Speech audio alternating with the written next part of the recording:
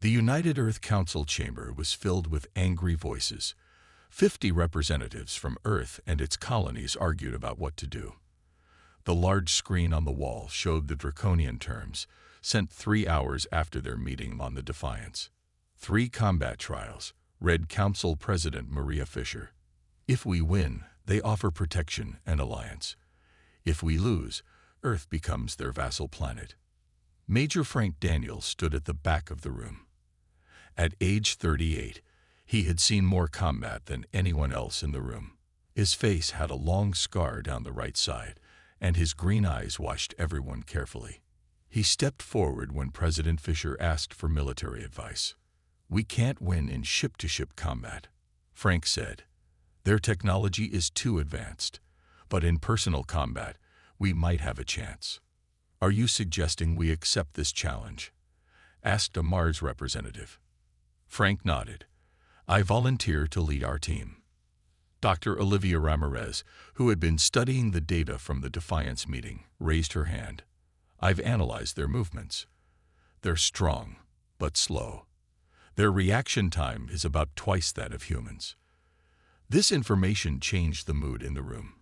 People began to whisper to each other with new hope. "We need a team," Frank said. 4 people who can use speed against strength." By evening, they had their team. Frank would lead. With him was Kyle Bennett, an Olympic wrestler with quick reflexes. Sofia Martinez from the Defiance joined them, bringing her tactical knowledge. The 4th member was John Pierce, a weapons specialist with 5 years of combat experience. Dr. Ramirez showed them videos of the Draconians moving. "See how they turn. There's a delay. Their armor protects them, but it makes them slower. We need to choose the first challenge carefully," Sofia said. "They're letting us pick, thinking we'll choose poorly." Frank thought for a moment. What about a changing environment? Something that requires constant adaptation. "That could work," Kyle agreed. "They seem set in their ways. Change might throw them off." The next day, Frank sent their choice to the Draconian ship, a combat simulation with a constantly shifting arena. The response came quickly. "They accepted," John said, reading the message. "And they seem amused by our choice." "Let them be amused," Frank replied. "They think size and strength are everything. We'll show them different." The team had 1 week to prepare. Every day, they trained in simulations where the ground changed under their feet, where walls appeared and disappeared, where gravity shifted. On the 7th day, they boarded a shuttle to a neutral space station orbiting Jupiter, where the first trial would take place. Representatives from 12 alien species had arrived to watch. "They're all here to see us lose," Sofia said quietly. Frank looked at his team and smiled. "Then let's disappoint them." The space station was huge, with a large central area for the combat trial. Aliens of many shapes and sizes sat in viewing areas around the edges. Some looked like bugs, others like birds, and some didn't look like anything from Earth at all. The human team stood on one side of the arena. Frank looked across at their opponent. The Draconians had chosen only one fighter, Golvex, a massive warrior with black scales and gold armor. He stood nearly 8 feet tall and carried no weapons, just his clawed hands. "Just one," Kyle whispered. "I thought they'd send a team like us." "They're showing off," Frank replied, saying one of them equals 4 of us. A small floating robot moved to the center of the arena. It spoke in several languages, explaining the rules. The environment would change every 30 seconds. Last one standing would win. Frank looked at his team. "Remember the plan. Keep moving, stay apart, and don't let him corner you." The robot counted down. 3, 2, 1, begin. The floor of the arena suddenly split into dozens of platforms that rose to different heights. Frank jumped to a nearby platform as Golvex charged toward him. The Draconian warrior was fast in a straight line, but when he tried to change direction to follow Frank, he moved more slowly. Sofia used this to her advantage, darting in from behind to strike at the warrior's knee joint. Golvex roared and spun around, But Sophia was already gone, jumping to another platform. The arena changed again. Now the platforms began to rotate. Kyle lost his balance for a moment, and Golvex saw his chance. He leaped, landing on Kyle's platform with a crash. Kyle rolled away just in time to avoid being grabbed. John called out, "Switch."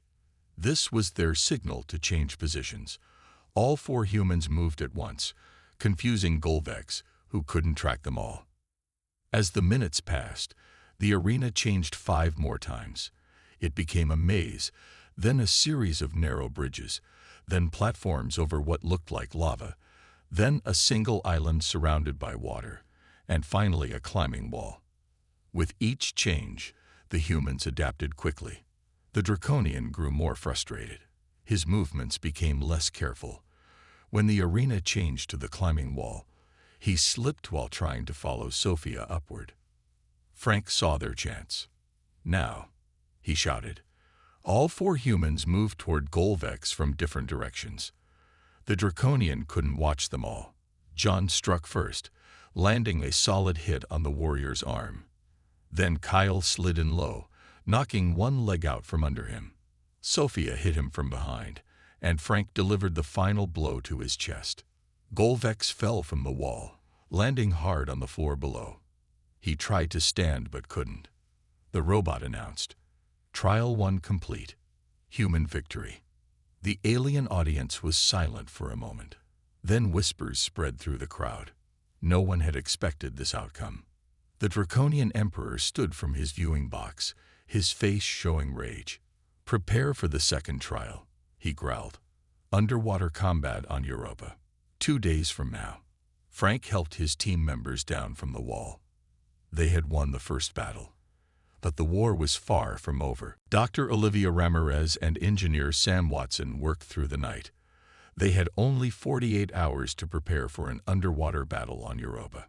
Sam, a tall man with clever hands and bright eyes, had designed special underwater suits for the team. "The water pressure isn't the problem," Sam explained as he adjusted Kyle's suit. "It's the cold. Europa's ocean is below freezing." Sophia tried her suit in a test tank. She moved her arms and legs, feeling how the suit responded. "It's good, but still slower than moving in air." Frank watched the video of Golvex again. The Draconians will be slowed down even more underwater. Their bulk works against them. But they can hold their breath longer, Olivia warned. And their scales provide natural armor. "We'll need to use sound," John said. "Underwater, sound waves travel differently. I've added sonic pulse devices to our suits that might confuse them." The team practiced in the deepest pool they could find. They learned to communicate with hand signals and to use their equipment properly. Kyle still moved with pain from his earlier injuries but refused to rest. 2 days later, a transport ship took them to Europa. The underwater arena was built inside a clear dome beneath the moon's icy surface. Blue water surrounded them, and strange lights moved in the distance. 3 Draconians waited in the water. Golvex was there, along with 2 others. All 3 wore minimal equipment, just breathing devices in their mouths. 3 against 4, Frank said. "They're taking us more seriously now." A voice came through their helmet speakers. "The rules are simple. Disable your opponents. No weapons except those attached to your suits. Begin on the signal." The human team spread out in the water. Frank signaled to Sophia to stay high, while he and John would go low. Kyle would draw attention in the middle. A loud tone sounded, and the battle began. The Draconians moved toward them with powerful strokes. Underwater, the aliens were still strong, but their movements created drag that slowed them down. Kyle swam directly at the smallest Draconian, then veered away at the last second. The Draconian followed, just as planned. John activated his sonic device, sending pulses through the water that confused the alien senses. Sophia engaged the second Draconian, using quick movements to stay just out of reach. The alien grew frustrated and began to use more energy with each stroke. Frank faced Golvex again. The black-scaled warrior recognized him and charged forward. Frank waited until the last moment, then used Golvex's momentum against him, spinning him into a somersault. The battle continued for 20 minutes. Kyle took a hard hit to his ribs, but managed to stun his opponent with a strike to a sensitive area between the scales. John's sonic pulses finally disoriented the second Draconian enough for Sophia to knock out his breathing device. When Golvex saw his teammates defeated, he fought even harder. Frank called John over, and together they created a sound pattern that made the water vibrate around the Draconian's head. In that moment of confusion, Frank struck the final blow. The humans had won again, but at a cost. Kyle was hurt badly, and everyone was exhausted. The final trial, the Draconian Emperor announced, will be on our homeworld. Prepare for real gravity, humans. The medical bay on the human ship was quiet except for the beeping of machines. Kyle lay on a bed while Dr. Lisa Crawford checked his injuries. Lisa was a tall woman with short blonde hair and gentle hands that belied her no-nonsense attitude. 3 broken ribs and torn muscles in your shoulder, she said, looking at her scanner. You can't fight again, Kyle. Not for at least 6 weeks.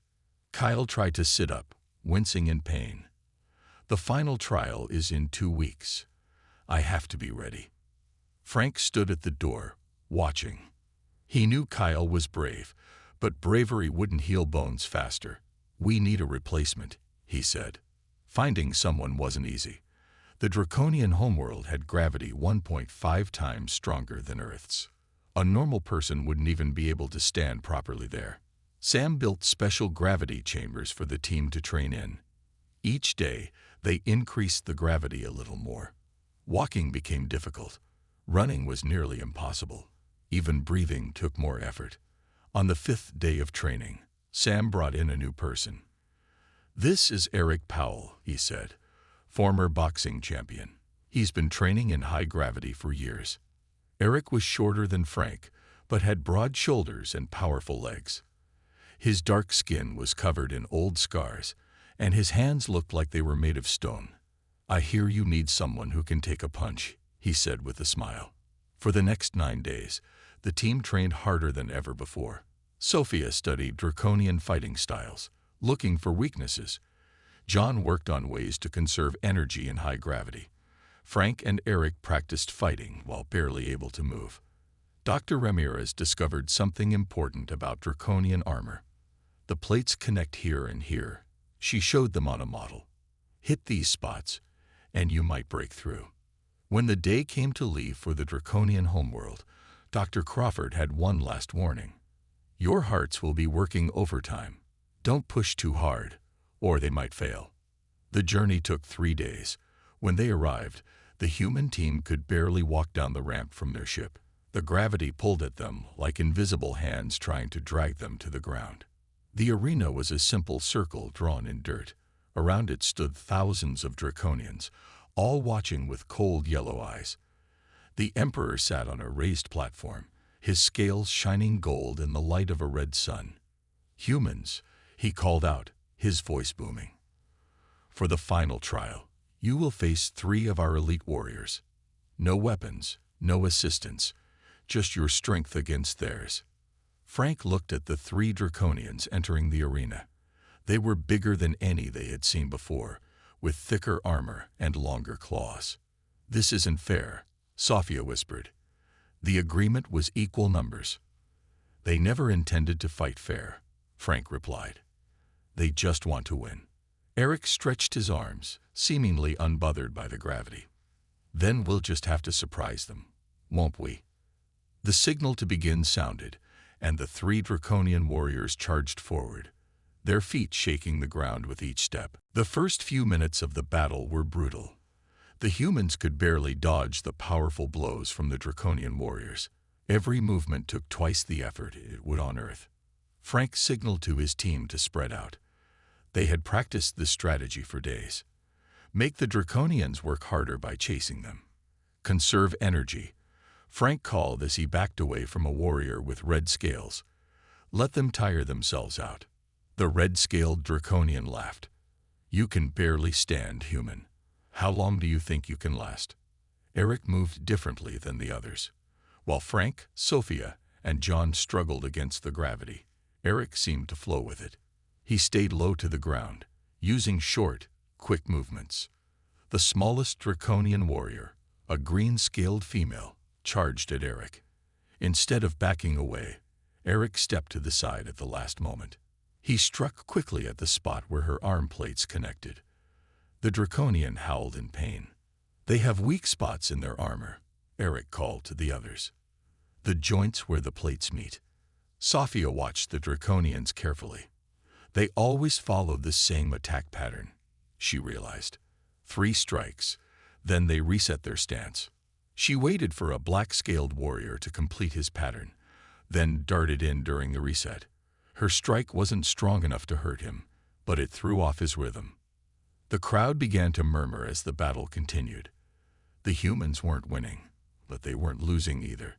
They were lasting much longer than anyone expected. 20 minutes into the fight, the draconians began to slow down. Their powerful but inefficient movements drained their energy.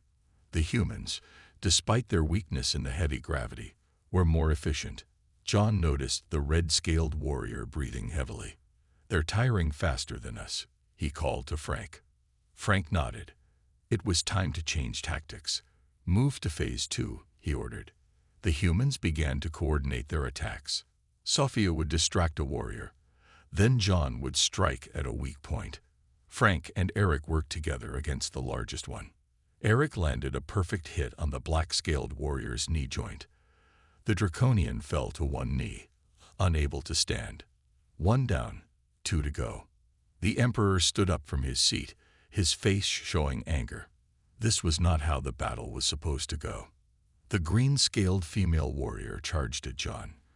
Catching him off guard, she grabbed him and threw him hard against the ground. John lay still, either unconscious or worse. Frank and Sophia moved to protect their fallen teammate. Eric faced the red-scaled warrior alone. The Emperor raised his hand. "Enough of this," he growled. "Guards, enter the arena. End this now." 5 more draconians, all heavily armed, moved toward the arena. "They're breaking their own rules," Sophia said. Frank looked at his remaining teammates. They were exhausted, but determination showed in their eyes. "Then we break them too," he said. "Everything we've got. Right now. Full attack." The humans charged forward with their last reserves of strength, even as the draconian guards entered the arena. What happened next would be told throughout the galaxy for years to come. The tired human team, facing impossible odds, did not surrender. Instead, they fought like never before. Eric moved like water, slipping between 2 guards and landing powerful blows to their weak spots. Sophia used her smaller size to her advantage, getting under the reach of a large warrior and taking him down. Frank faced the Emperor's personal guard, a massive draconian with gold-plated armor. The alien audience watched in shocked silence. Many had come to see humans humiliated. Instead, they'd witnessed something extraordinary: courage against all odds. John regained consciousness and rejoined the fight, despite blood running down his face. Together, the human team faced 8 draconians, the 2 remaining champions and 6 guards. One by one, the draconians fell, not from strength, but from the humans' relentless attacks on their weak points. The final guard dropped to his knees, unable to continue. In the stands, a single draconian began to clap slowly. It was Kralfax, the first judge who had first challenged humanity. Others joined him, until the sound filled the arena. The Emperor stood, his face twisted with rage. "Silence," he roared. "These weak creatures have not won." Kralfax stepped forward. "They have won, Emperor. They have beaten our best warriors, and when you broke the rules, they beat your guards too." "Traitor," the Emperor shouted. "Guards, seize him." But no one moved. The gathered aliens from other worlds were all recording what happened. The Emperor's dishonor was clear for all to see. "The challenge is complete," Kralfax announced. "Humanity has proven itself worthy." 5 years passed. Commander Alex Carter stood on the bridge of a new ship, the U.S. Alliance. Beside him was Dr. Olivia Ramirez, now his second-in-command. "Report from the Draconian border," said a young officer. "The treaty is holding. No incidents for 6 months." Alex nodded. After the challenge, the Draconian Empire had fractured. Many worlds under their control had rebelled. Kralthax now led a new government that sought peace rather than conquest. "Message from Earth," said another officer. "The museum exhibit is ready for the anniversary celebration." Olivia smiled. The pieces of draconian armor make quite a display. On Earth, in the Central Museum of Human History, visitors gathered around a new exhibit. Behind clear glass lay pieces of draconian armor collected from the arena floor. The plaque read, "The galaxy's strongest species challenged humans. We're still recovering the pieces." Frank Daniels, now head of Earth's Defense Forces, stood with his old team, watching children press their faces against the glass. "Do you think there are other species out there who might challenge us?" a reporter asked him. Frank smiled. "Probably. But thanks to the Draconians, the galaxy now knows something important about humans." "What's that?" the reporter asked. "Never judge us by our size," Frank said. "Judge us by our heart." The year was 2157. Humans had spread beyond Earth to Mars, Europa, and a few distant planets around nearby stars. Captain Eric Donovan stood on the bridge of the UESC Pathfinder, watching the stars through the main view screen. His ship was the pride of the United Earth Space Command, built to show the best of humanity to whoever might be out there. "Captain, we're picking up something strange," said Lieutenant Commander Alicia Winters. Her fingers moved quickly over her console. "It's big, and it's not one of ours." Eric walked to her station and looked at the readings. "How far?" "Just beyond Proxima Centauri. It's holding position." Eric nodded. "Alert status yellow. Let's go say hello." The Pathfinder changed course, its engines glowing blue against the blackness of space. Eric felt a mix of excitement and worry. Humanity had wondered about aliens for centuries. Now they might finally get their answer. Hours later, they saw it. The alien ship was 3 times the size of the Pathfinder, with a smooth silver hull that seemed to bend light around it. It had no visible weapons, but Eric didn't let that fool them. "Open a channel. All frequencies. Basic math sequence," Eric ordered. They waited. 5 minutes passed. Then 10. "Captain, we're receiving a response," said Communications Officer Paul Davis. "They're matching our math sequence, and they're sending language patterns." The alien ship began to glow, and a beam of light shot out toward the Pathfinder. Before anyone could react, a figure appeared on the bridge. It was tall and slender, with pale blue skin and 4 arms. Its eyes were large and completely black. "Greetings, humans of Earth," the alien said in perfect English. "I am Zextrol of the Ardani, representatives of the Galactic Consortium. We have been observing your world for some time." Eric stepped forward. "I am Captain Eric Donovan of the United Earth Space Command. How is it you speak our language?" Zextrol made a gesture with its upper arms. "We have studied your transmissions. Your species broadcasts quite loudly into space." "What is this Galactic Consortium?" asked Alicia, who had moved to stand beside Eric. "A union of 27 spacefaring civilizations. We govern travel, trade, and peace in this sector of the galaxy. We have existed for over 10,000 of your years," Zextrol explained. "And now we wish to extend an invitation to humanity." Eric felt a surge of hope. This could be the greatest moment in human history. What kind of invitation? To join as a protectorate species, you would receive guidance, protection, and access to certain technologies. In exchange, we would establish outposts in your system and study your planet's unique biological diversity. Something in the alien's tone made Eric uneasy. A protectorate, not full membership. Zextrol's black eyes revealed nothing. Full membership is earned over centuries. Your species is very young. Alicia whispered to Eric, Why do they need outposts if they've been watching us already? Eric nodded slightly. Ambassador Zextrol, we're honored by your offer. However, such decisions must be made by our full government. Would you be willing to send a delegation to Earth? The aliens seemed to consider this. Yes, we will come in 6 of your months. This will give you time to prepare your leaders and your people for the news that you are not alone. Thank you, Eric said. We'll transmit coordinates for your arrival. After Zextrol disappeared, Eric ordered, send everything we have to Earth. First contact protocols are now in effect. Later, alone in his quarters, Eric replayed the meeting in his mind. The Ardani had seemed friendly, but he couldn't shake the feeling that something was being left unsaid. Why had they appeared now, just as humanity was beginning to expand beyond their home system? What Zextrol hadn't told the humans was that back on the alien ship, the Ardani were having their own discussion. They advanced too quickly, said one. Already into space within a century of discovering electricity. And their military capabilities, said another. Did you see their ship? Built for exploration, yes, but also for war. Zextrol looked out at the distant blue planet. The Council will want a full assessment. If they are deemed a Category 4 species, containment protocols will be initiated. And if they resist? Zextrol didn't answer. The silence was answer enough.